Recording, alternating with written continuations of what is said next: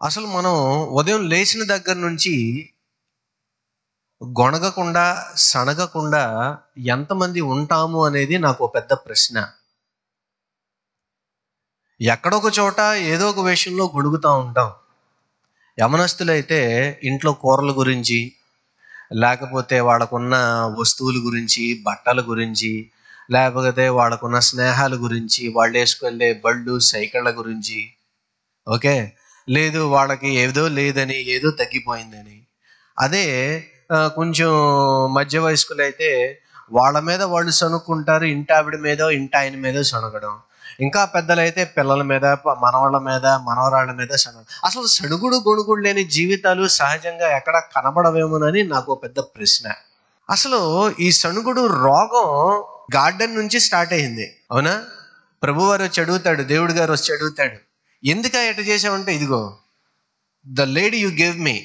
Complaining nature అనేది మనిషికి పాపముతో పాటు వచ్చింది కాదని నేను అంటలేదు, కానీ క్రైస్తవులుగా దాన్ని దేవుని వెంబడిస్తున్న వారిగా మనం దాన్ని కాస్త కంట్రోల్లో ఉంచితే మంచిది. కళ్ళెం అంటారు చూసారా, జీవితాంతం సణుగుతాం, ఎక్కడో చోట ఏదో ఒక విషయంలో గొణుగుతాం, కానీ కళ్ళెం వేసి ఉంచాలి కదా. దానికి కళ్ళెం లేకుండా ఎప్పుడు కంప్లైనింగ్ నేచర్తో గడిపే జనాలు ఎలా ఉంటారో ఈ పూట మనం చూడబోతున్నాం. 445 సంవత్సరాలు సుమారుగా బానిసత్వంలో ఉన్న వేళకి వీళ్ళు గొనుగుడు సణుగుడు చూస్తూ ఉంటుంటే ఒక విధమైన అసహ్యము, హేయమైన భావమే కాకుండా చదువుతూ ఉన్న మనకు అప్పుడప్పుడు కోపాన్ని కూడా కాస్త ఒకంత తెప్పించకపోదు. 16వ అధ్యాయము మొదటి 3 వచనాల్లోనికి వెళదాం. తరువాత ఇశ్రాయేలీయుల సమాజం అంతయును ఏలీము నుండి ప్రయాణమైపోయి వారు ఐగుప్తు దేశములో నుండి బయలుదేరిన 2వ నెల 15వ దినమున ఏలీమునకు సీనాయికి మధ్యనున్న సీను అరణ్యమునకు వచ్చిరి. ఆ అరణ్యములో ఇశ్రాయేలీయుల సమాజం అంతయు మోషే అహరోనుల మీద సణిగెను. మొదలెట్టారు. 40 రోజులు 2 నెలలు ప్రయాణం అయిన తర్వాత మొదలైంది. గుర్తుపెట్టుకోండి, ఎప్పుడు ఎవరి మీద సణుగుతారో తెలుసా?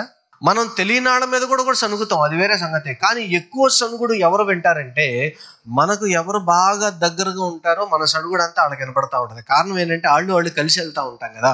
ఎవరైతే అలుసుగా కనబడతారో, ఎవరైతే దగ్గరగా ఉంటారో, ఎవరైతే రోజు కనబడతారో వాళ్ళ మీద మనం సణుగుడు గొణుగుడు ఎక్కువ చేస్తాం. మన ఈ బలహీనత ఎవరి దగ్గర పడితే వాళ్ళ దగ్గర బయటపడేది కాదు. ఇంతకాలం నడిపించిన తర్వాత మోషే అహరోనులు ఇప్పుడు ఏమయ్యారు?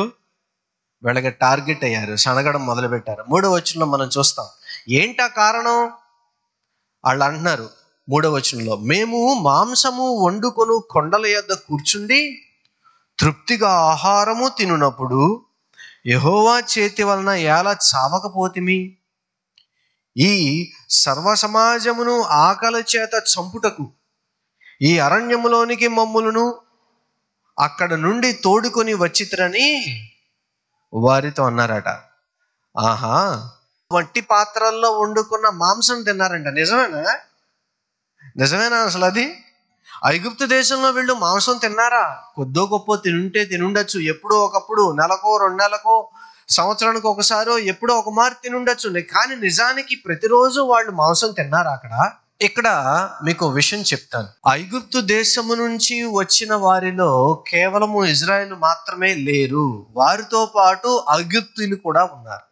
ఐగుప్తీయుల దాసీలు కానీ, ఈ దేవుని యొక్క మహిమను తెలుసుకున్నవారు కానీ, లేదు మరికొంత జనాభా కానీ ఐగుప్తు వారు కూడా ఇజ్రాయేలీలతో కలిసి ప్రయాణం చేయడం ప్రారంభించారు. అంచేత వాళ్ళది కూడా వీళ్ళకి అంటడం ప్రారంభించింది. దేవుడు 40 సంవత్సరాల పాటు వీరిని అరణ్యంలో నడిపించిన ఒక కారణం ఏంటంటే, ఇదిగో ఐగుప్తీయులు కూడా వీళ్ళతో చేరారు. చూసారా?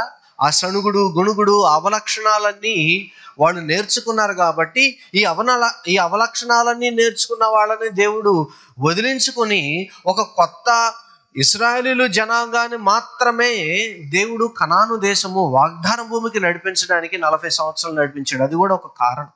సో ఈ మాటలు మాట్లాడే వాళ్ళల్లో ఇశ్రాయేలీలతో పాటు ఐగుప్తీయులు కూడా ఉన్నారు. అంచేత వీళ్ళు ఎప్పుడు ఎలా మాట్లాడుతున్నారంటే, ఐగుప్తీయుల దగ్గర నుంచి విన్నవి ఉన్నాయి, అలాగే వీళ్ళు కూడా నిజమే కదా, మనం అప్పుడప్పుడు మాంసం మన తింటాకుంది వంటాకుంది, ఇక్కడ ఏమీ లేదు, కొండల మధ్యలో ఉన్నాం.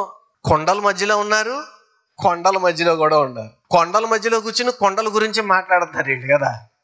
మాకు ఇక్కడ తింటాకి ఏమీ లేదు, రోజు కూరగాయలేనా, రోజు సప్పుడన్నమేనా.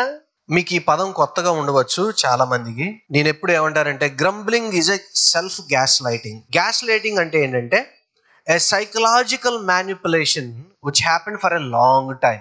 సణుగుడు అనేది ఏంటి, ఒక వ్యక్తి తను తాను సైకలాజికల్ గా ఎక్కువ కాలం మోసం చేసుకోడు. ఎలా మోసం చేసుకుంటున్నాడంటే, ఒకప్పుడు నాకు బాగా ఉండేది, ఇప్పుడు నాకు బాగుండలేదు. ఒకప్పుడు నేను సంపాదన పరుని, ఇప్పుడు నేను సంపాదన పరుని కాదు. భక్తిలోకి రాకముందు నేను చాలా గొప్పగా బతికాను, భక్తిలోకి వచ్చిన తర్వాత కష్టాలు వచ్చినాయి. నిజమా? బాప్తిసం తీసుకుంటే కష్టాలు వస్తాయి, బయటికి వెళ్తే ప్రభువుని నమ్ముకుంటే కష్టాలు వస్తాయి. సహజంగా మనల్ని అనుకునే మాటలే కదా ఇవన్నీ. అంటే ఇక్కడ మనం ఏమి నమ్ముతున్నామంటే, మనం సనిగేది గొణిగేది. ఇక్కడ వీళ్ళు దేని గురించి కొనగడం మొదలు పెట్టారు? సనుగుడు వచ్చిన ప్రధానమైన కారణం ఏంటో తెలుసా? బెల్లి భోజనం దగ్గర గుణగడం ప్రారంభించారు. మరి దీనిలో నుంచి బయటపడాలంటే ఏం చేయాలండి? అసలు వాక్యం ఏం చెప్తుంది? మొట్టమొదటి విషయం ఏంటంటే, ట్రస్టింగ్ గాడ్ ఇన్ ల్యాక్. దేవుడు మనకిచ్చేది ఏది మనకి తక్కువ కాదు అని మనం నమ్మాలి. ప్రధానమైన విషయం అదే. మనకి అక్కడ లేమిలో దేవుని నమ్మడం అనేది మొట్టమొదటిగా మనం చేయవలసింది. కీర్తనలు 1:23 మనం ఏం చూస్తాం? యెహోవా నా కాపరి, నాకు లేమి కలగదు. ఎందుకు లేమి కలగదు? నాకు ఎందుకు లేమి కలగట్లేదు అంటే, దేవుడు నన్ను నడిపించేవాడిగా ఉన్నాడు. కానీ ఇక్కడ ఇశ్రాయేలీయులు ఏం చేస్తున్నారు? మాకు తినడానికి లేదు, తాగడానికి లేదు, ఉండటానికి లేదు, పండుకుంటానికి లేదు. ఇవన్నీ ఎక్కడి నుంచి వస్తున్నాయి? ఇప్పుడు మోషే అహరోనుల దగ్గరికి వెళ్ళి వీళ్ళు గొనగడానికి సనగడానికి ప్రధానమైన కారణం ఏంటంటే, మాకు తినడానికి లేదు. కానీ ఎప్పుడైతే ఒక వ్యక్తి దేవుని నమ్ముతాడో, దేవుడి మీద ఆధారపడతాడో, ఆ వ్యక్తి ఏం నమ్ముతాడంటే, దేవుడు నన్ను నడిపిస్తాడు. నాకు కాపరిగా ఉన్నప్పుడు ఆయన నన్ను నడిపించేవాడు, కాబట్టి నాకు ఏది ఎప్పుడు తక్కువ కాదు అనేది ప్రతి వ్యక్తి నమ్మాలి. హెబ్రీ పదం ఏంటంటే లూన్, అసంతృప్తి. అసంతృప్తిలో నుంచి చేసే ఫిర్యాదు.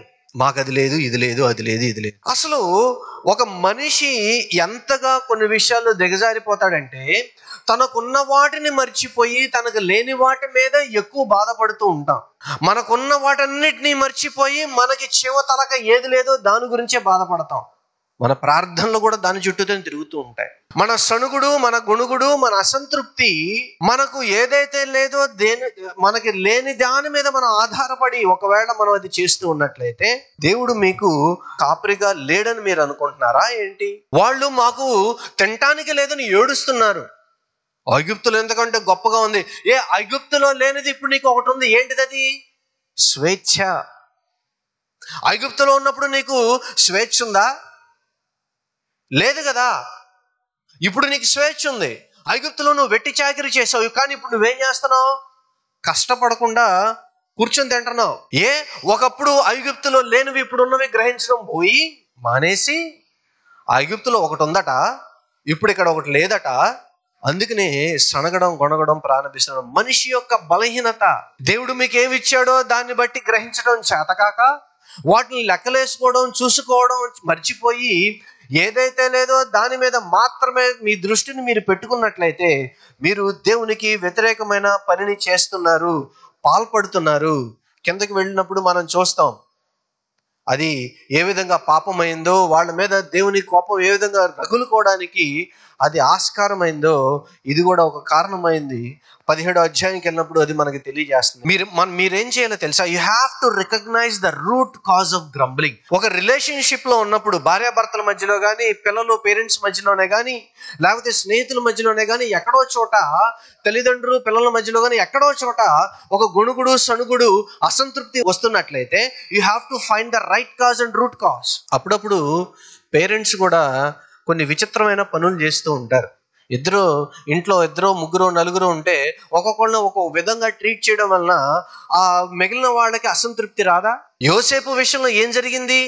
తండ్రి అనే యాకోబు మరి కొంతమందిని ఒకలాగా, పిల్లలందరినీ ఒకలాగా, యోసేపుని ఒకలాగా చూస్తే చివరికి అది యోసేపుకి శాపమయ్యి కష్టమై కూర్చుందే కానీ ఉపయోగపడిందా? ఆఫ్ కోర్స్ దేవుడు సమర్థుడు, శక్తిమంతుడు కాబట్టి యోసేపు పడిన కష్టాన్ని దీవెనగా మార్చాడు. అది కేవలం ఆయనకి మాత్రమే సాధ్యం. కానీ తల్లిదండ్రులుగా వారు చేసిన పొరపాటు యోసేపుకి శాపం అయిందా లేదా? ఈ సనగడానికి గొనగడానికి కారణము కొన్ని విషయాలు అయినట్లయితే వాటిలో ఉన్న రూట్ కాజ్ను మనం పట్టుకోవడంలో ఎంతో కొంత ఫెయిల్ అవుతున్నాము అన్న విషయాన్ని మనం గ్రహించవలసిందే. We have to find the root cause. ఈ సణుగుడు గొనుగుడు రావడానికి మరొక ప్రధాన కారణం ఏంటంటే డిస్కంఫర్ట్నెస్. మనకి ఇష్టం ఉండదు కదా.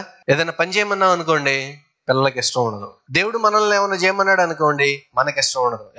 ఎప్పుడు నాకే చెప్తారు ఇంట్లో పనులన్నీ, లేకపోతే ఎప్పుడు నేనే నీకు కనబడుతున్నానా? కొరవ కుమారులు సనగడం మొదలు పెట్టాడు దేవుడి సన్నిధికి వెళ్ళి బాధపడుతూ. ఇదిగో వాళ్ళందరూ బాగున్నారు, అనీతి మంతులు, నీతి మంతుడు నేను, కానీ నాకు సరిగ్గా తింటానికి లేదు, ఉండటానికి లేదు, ఏమీ లేవు. దేవుడి మీద ఆయాసపడ్డారు. సణుగుడు గొణుగుడు రావడానికి ఇది కూడా ఒక కారణం. అదేంటంటే ఆ డిస్సాటిస్ఫాక్షన్ అబౌట్ సంథింగ్. అది తినే విషయం కావచ్చు, కట్టుకునే విషయం కావచ్చు, ఉండే విషయం కావచ్చు. మరి ఏం చేద్దాం? మీ ఆలోచనలను, మీ మనసులో వచ్చే ఆలోచనలను జాగ్రత్తగా గమనించుకోండి. Look in to your hearts, look in to your thoughts. ఆ కంప్లైనింగ్ టంగ్ ఉంది చూసారా, ఆ కంప్లైనింగ్ నేచర్ ఉంది చూసారా. ఏ కంప్లైనింగ్ టంగ్ రివీల్స్ అన్ అన్గ్రేట్ఫుల్ హార్ట్. ఎప్పుడు సమస్యలను చెప్పే సణిగే నాలుక కృతజ్ఞతను ఎప్పుడు బయట పెట్టదు. సణిగే నాలుక సమస్యలను మాత్రమే, శ్రమలను మాత్రమే చెప్పే నాలుక ఎప్పుడు కృతజ్ఞతను, థ్యాంక్స్ అండి, మీరు నాకు చాలా హెల్ప్ చేశారు, ప్రభా thank you for doing this for me, I'm grateful అని ఎప్పుడు చెప్పదు. ఫిలిప్పీ పత్రిక 2వ అధ్యాయము 14వ వచనం చదవండి ఎవరన్నా. సణుగుడును సంశయములను మాని సమస్త కార్యములను చేయుడి. ఏం మారాలంట అక్కడ? సణుగుళ్ళు మానాలంట, సంశయాలను మారాలంట. ఎందుకని? మీరు దేవుని కుమారులు కుమార్తెలై ఉన్నారు కాబట్టి మీ సణుగుడు గొణుగుడు సంశయాలు ప్రశ్నలు ఈ వ్యవహారాలన్నీ మాని మీరు ఏం చేసినా నమ్మకంతో చేయండి. కానీ ఇశ్రాయేలీయులు చేస్తున్నారు ఆ పని? They failed it. అదే ప్రశ్న ఈ పూట నేను మిమ్మల్ని అడుగుతున్నాను, మీరు చేస్తున్నారు ఆ పని? చేయట్లేదు కదా. రెండో దానికి వెళ్దాం. అదే నిర్గమకాండము 16వ అధ్యాయము 4 నుంచి 21 వచనాలు. దేవుని ఆజ్ఞలకు విధేయత చూపించడం. ఎందుకు చూపించాలి? 4వ వచనంలో మనం చూస్తాం, యెహోవా మోషేను చూచి, ఈ గొణుగుడు సణుగుడు అంతా ఆయన గారికి వినబడిందట. అని వెంటనే ఆయన ఒక ఆజ్ఞ ఇస్తూ ఉన్నాడు. నేను ఆకాశము నుండి మీ కొరకు ఆహారమును కురిపించెదను, వారు నా ధర్మశాస్త్రమును అనుసరించి నడుతురో లేదో అని నేను వారిని పరీక్షించినట్లు ఈ ప్రజలు వెళ్ళి ఏనాటి బత్తెము ఆనాడే కూర్చుకొనవలెను, మరియు 6వ దినమున వారు తెచ్చుకొనిన దాన్ని సిద్ధపరచుకొనవలెను. వారు దినదినమున కూర్చుకును దానికంటే అది 2 అంతలై ఉండవలెను. 7వ వచనంలో మనం చూస్తాం, యెహోవా మీద మీరు సణిగిన సణుగులను ఆయన వినుచున్నాడు. ఉదయమున మీరు యెహోవా మహిమను చూచెదరు. మేము ఏ పాటి వారము మా మీద సనగడం ఎందుకయ్యా?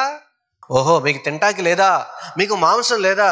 అయితే నేను పని చేస్తాను, మీకు నేను ఆహారాన్ని పంపిస్తా, మాంసాన్ని పంపిస్తా. ప్రతిరోజు మీరు ఉదయం లేచేపటికి అది కురిసిద్ది, దాన్ని మీరు తెచ్చుకోండి. అసలు మీరు ఏ పని చేయక్కర్లా, దాన్ని కూర్చుకొని తినమన్నాడతే.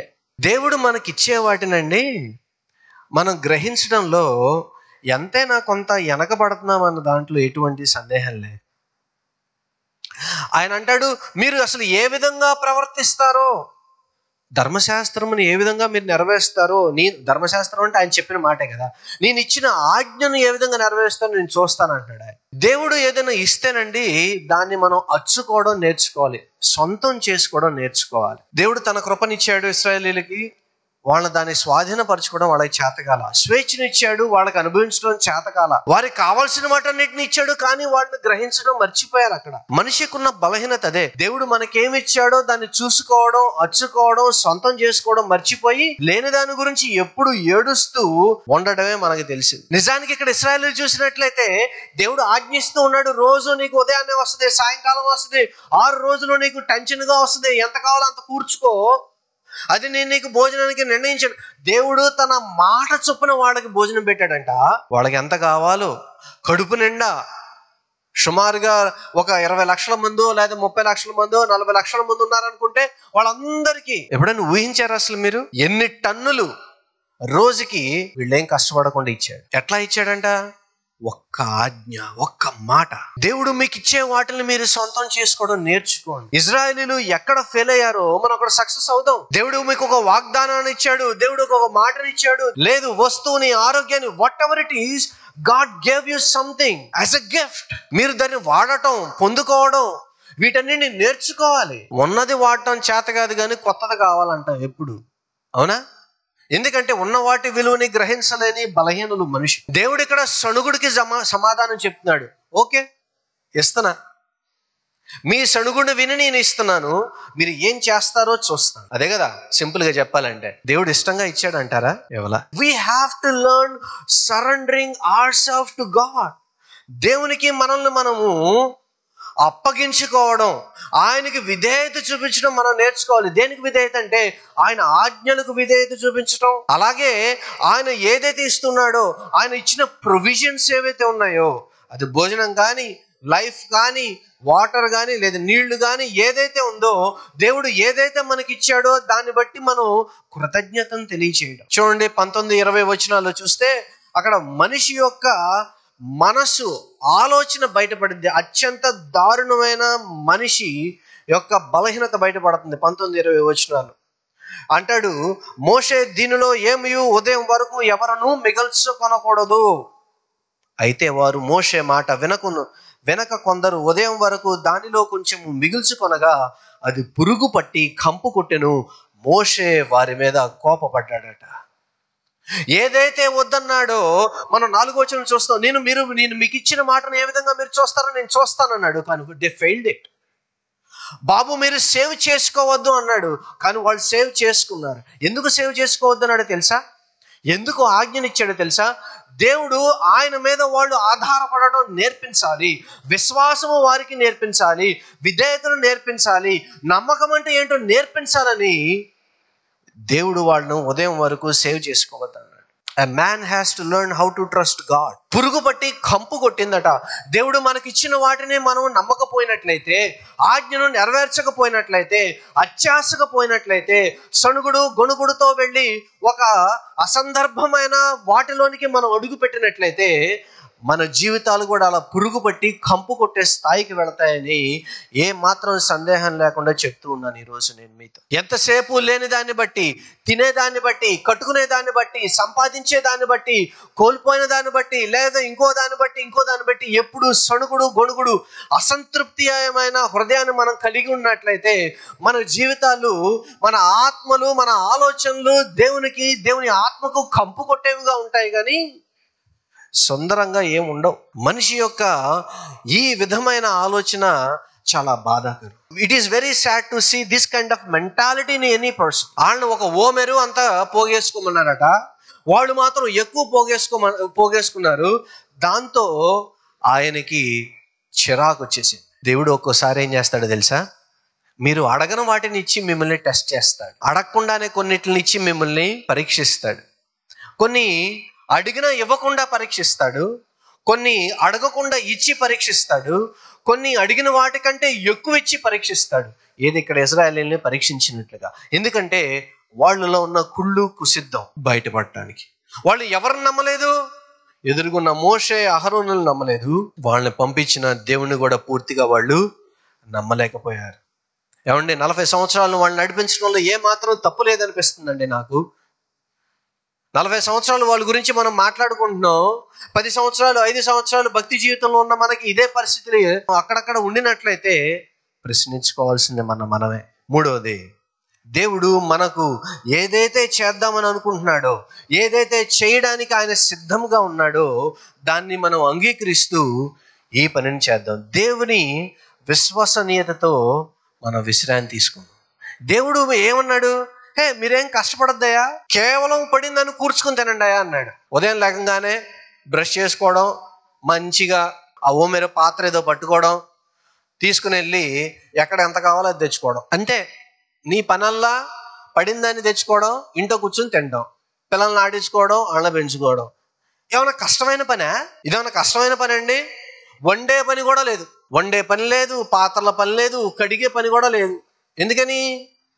దేవుడిచ్చింది అది అసలు మొత్తం తినేస్తారు కదా. It is very clean. వాళ్ళు వేసుకున్న చెప్పులు కానీ బట్టలు కానీ పాడవలేదట, స్నానాలతో పని లేదు, ఏమీ లేదు. అసలు ఎంత మంచిది, మోస్ట్ హ్యాపీ లైఫ్.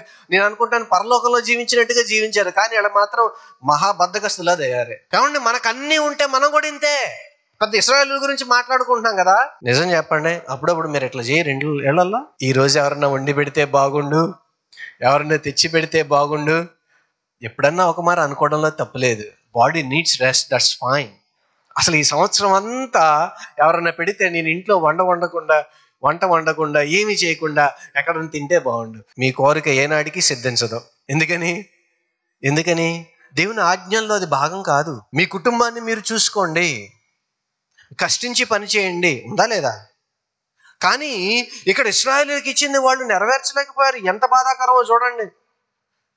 మనము ఎప్పుడైతే ఏదైనా ఒక విషయము ఆయన మనకి ఇచ్చాడో మనం ఏం చేయాలంటే విశ్వాసముతో దాన్ని మనం నమ్మి, గాడ్ ఐమ్ ట్రస్టింగ్ యూ, నేను నా పూర్ణ హృదయంతో నేను నమ్ముతూ ఉన్నాను, విశ్వాసంతో నేను నమ్ముతూ ఉన్నాను, I can take rest on it. నీకు చెప్పేసా కదా, ఈ విషయంలో నేను ఇక బాధపడను, నేను ఎదురు చూడను, ఎప్పుడు చేస్తే అప్పుడు చేసుకో. అట్లాంటి సందర్భాలు ఎప్పుడైనా మీరు ఉన్నాయా? కొన్ని సందర్భాలు నాకు అలాగొచ్చినాయి. నేను తిరిగి విసిగి వేసారిపోయిన తర్వాత, అన్నీ చేసి వేసారిపోయిన తర్వాత, ఇది నా వల్ల కాదు, నువ్వే చూసుకొని వదిలేస్తా. మీరు నమ్మండి, నేను ఎప్పుడైతే అది దేవుని మీద ఆధారపడి వదిలేస్తానో, ఎప్పుడైతే దాని గురించి నేను మర్చిపోతానో, అది ఎప్పుడవుద్దో నాకో తెలియదు. పని సున్నితంగా దేవుడు దాన్ని కంప్లీట్ చేసేస్తాడు. కనీసం చెప్పడం మనకు అది కంప్లీట్ అయిందని సంగతి. All you have to do just believe in God and rest in him. ఆయన మీద వదిలిపెట్టి నమ్మకంగా కూర్చోండి. మూడోది మనం అదే చూస్తున్నాం. మత్తయి సువార్త 11:28. ప్రయాసపడి భారం మోసుకుని వారలారా నా వద్దకు రండి. ఎందుకు వెళ్ళాలి? ప్రయాసపడి భారం మోసుకున్న వారలారా అంటే నాకెందుకు నన్ను ఎక్కిరించినట్లుగా ఉంది. ఓరే పిచ్చోడా, ఆ భారం నేను ఎప్పుడో నీకు వదిలించేసా, ఇంకా నువ్వెందుకు నెత్తి తిరగడం? నీకు అక్కర్లా ఈ భారం, you don't have to carry it. అక్కడ పడేదాన్ని, నీకు అక్కర్లేని భారం నువ్వెందుకు ఎత్తుకున్నావు? ఎందుకని? ప్రభువారు శిలువలో వేలాడి ఆయన ఎప్పుడైతే తిరిగి లేచాడో అన్ని భారాలు అక్కడే సమాప్తం అయిపోయినాయి.